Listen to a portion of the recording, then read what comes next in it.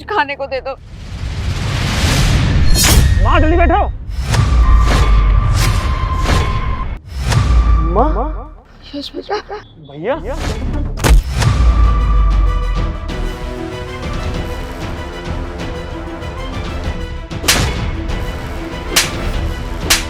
चोर चोर चोर। अबे कहाँ भाग रहा है साले चोर, उतर नीचे उतर।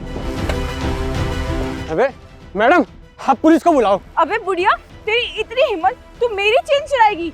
रुक जा, अभी पुलिस को बुलाती हूँ। नहीं नहीं नहीं मैडम जी, आप पुलिस को मत बुलाइए ना। अरे आप कैसी बातें कर रहे हैं? अभी आपने खुद देखा ना, ये बुढ़िया मेरी चेन चुरा रही थी।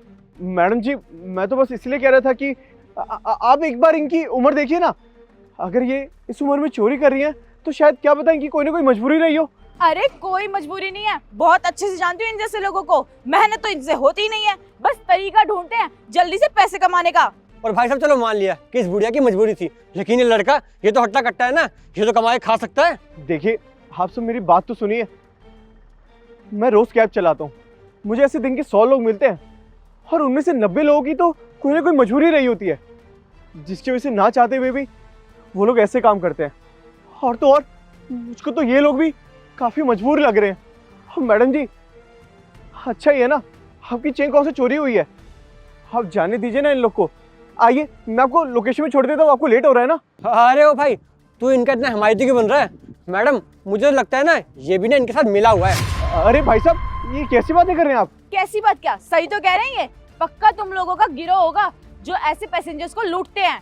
अब ये दोनों तो फंस गया और तू चाहता है कि तेरी पोल ना खुल जाए, इसलिए तो इन्हें बचा रहे ना।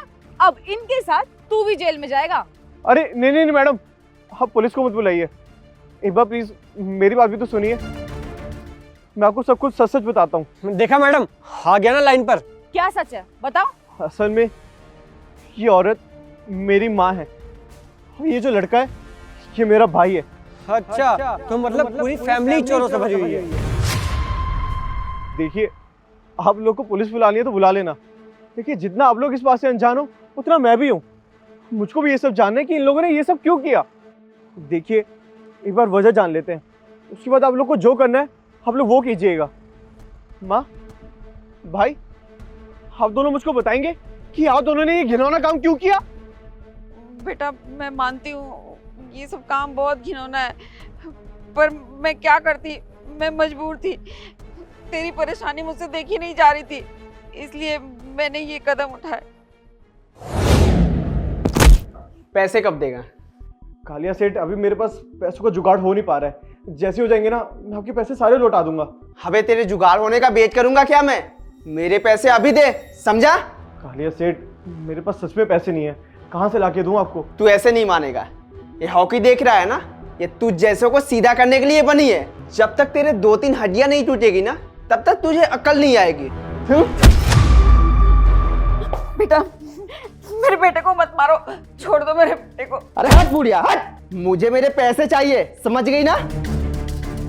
बेटा मैं तुम्हारे आगे हाथ जोड़ती हूँ, मैं आपसे वादा करती हूँ, बस मुझे 1 हफ्ता का टाइम दे दो, मैं सारे पैसे लौटा दूंगी आपको। अगर तू चाहती है कि तेरा बेटा सही सलामत रहे तो मुझे मेरे 5 लाख रुपए दिला दे।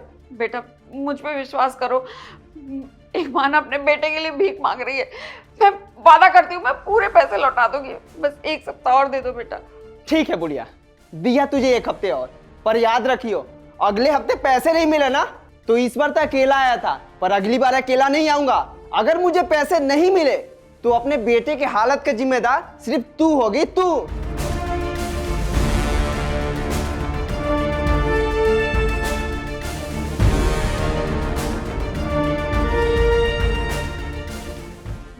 बेटा ये सब क्या था? और तूने 5 लाख रुपए किस चीज के लिए लिए थे इससे?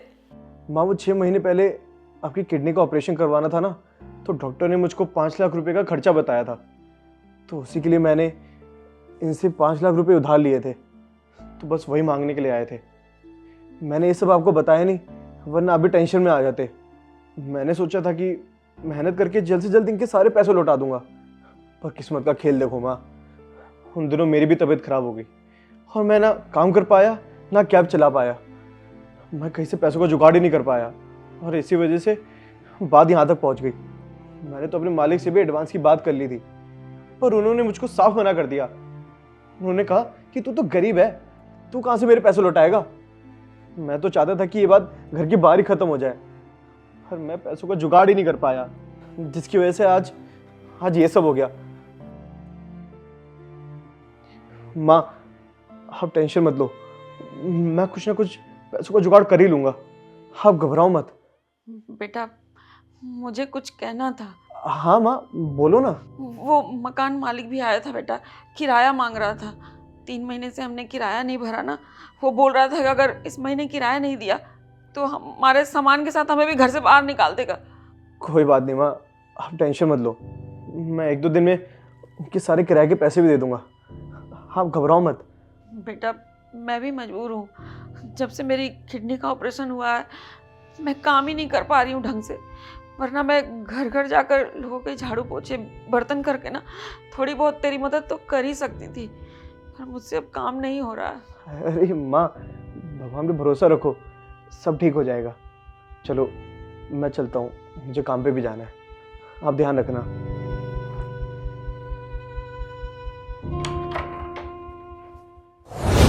बस बेटा यही सब बात थी, इसीलिए हमने ये कदम उठा लिया। बेटा हमारे पास सिर्फ 1 हफ्ता था, अगर 1 हफ्ते में हम लोग पैसा नहीं देते तो वो लोन वाले घर आ जाते, घर आकर तेरे साथ मारपीट करते। बेटा तू ही बता, एक माँ अपने बेटे के साथ ये सब कैसे होने दे सकती है। तो बस बेटा मुझे और तेरे भाई को यही रास्ता सही लगा कि हम ऐसे चोरियां करके तेरा कर्जा जल्दी उतार सकते हैं। माँ, भाई मैं समझ गया कि आपने ये सब मेरे लिए किया, लेकिन एक बार आप खुद भी तो सोचिए, अगर मेरी जगह यहाँ पे कोई और होता और अगर वो पुलिस बुला चुका होता तो आपने सोचा था कि क्या होता? मेरे लिए परेशानी कम होने की जगह और ज्यादा बढ़ जाती। देखिए आंटी जी, मैं समझ रही हूँ आपने जो भी किया अपने बच्चे के लिए किया, लेकिन क्या आपने ये सोचा आप जिसकी चेन चुरा रही है क्या पता वो भी किसी परेशानी में हो? आपने अपने बच्चे की परेशानी कम करने के लिए ये तो सोचा ही नहीं जिसकी आप चेन चुरा रहे हो वो कितना परेशान होगा, उसका कितना नुकसान होगा। हाँ बेटे मैं मानती हूँ मुझसे गलती हो गई है, पर मैं क्या करती, एक माँ होना और माँ को अपने बेटे की परेशानी देखी नहीं गई, पर अब मुझे एहसास हो रहा है कि मैं कितनी गलत थी। देखिए माँ, आप एक बात को हमेशा याद रखना कि ऊपर वाला सब देख रहा है। हमें कभी भी अपनी परेशानी खत्म करने के लिए कोई भी ऐसा कदम नहीं उठाना चाहिए जिससे सामने वाले को ठेस पहुंचे। हमें बस अपने कर्म अच्छे करने चाहिए, भगवान कोई ना कोई रास्ता जरूर निकाल लेगा, पर चाहे कितनी परेशानी आ जाए हमें उन्हें खत्म करने के लिए कोई भी गलत रास्ता नहीं अपनाना चाहिए। मैडम, अब आपके सामने सारा सच आ चुका है, अब आपको पुलिस बुलानी है तो आप बुला लीजिए, मुझे कुछ और नहीं कहना। नहीं नहीं भैया, आप लोग के सर पे वैसे इतनी परेशानियां हैं, मैं आप लोग को और दुखी नहीं करना चाहती, लेकिन हाँ मैं आपकी एक हेल्प कर सकती हूँ। मेरी कंपनी में एक ड्राइवर की जॉब है, आप चाहो तो ज्वाइन कर सकते हो और आपको अच्छी सैलरी भी मिलेगी। हाँ एक और बात, मैं उस कंपनी की ट्रस्टी हूँ, मेरे कहने पे वो आपको कुछ एडवांस सैलरी भी दे देंगे जिससे शायद आपकी परेशानी कम हो जाए। क्या मैडम, आपका बहुत बहुत शुक्रिया, अगर ऐसा हो जाएगा तो मेरी तो काफी सारी परेशानियां कम हो जाएंगी। देखा माँ, मैंने आपसे कहा था ना कि हमें बस अपने कर्म अच्छे करने चाहिए, भगवान कोई ना कोई रास्ता जरूर निकाल लेगा। भगवान ने सुन ली हमारी माँ, आपका बहुत बहुत शुक्रिया मैडम जी। 1 मिनट,